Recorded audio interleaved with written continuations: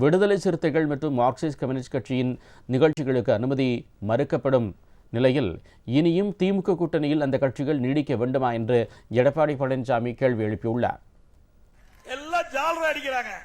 4 ஆண்டு காலம் அந்த நாட்டிலே நடக்கின்ற அக்குறுமங்கள் அதையெல்லாம் தட்டி கேட்க கூட்டணி கட்சிக்கு வக்கு இல்ல. எவ்வளவு பிரச்சனை, விலைவாசி உயர்ந்து போச்சு, அதை தட்டி கேட்க முடியல. சட்ட ஒழுங்கு சீர்குலைஞ்சு போச்சு, அதை தட்டி கேட்க முடியல. அது மட்டும் இல்ல, அந்த கூட்டணி கட்சிக்கு அவர்கள் வேட்டு வைக்கிறார் திரு ஸ்டாலின்.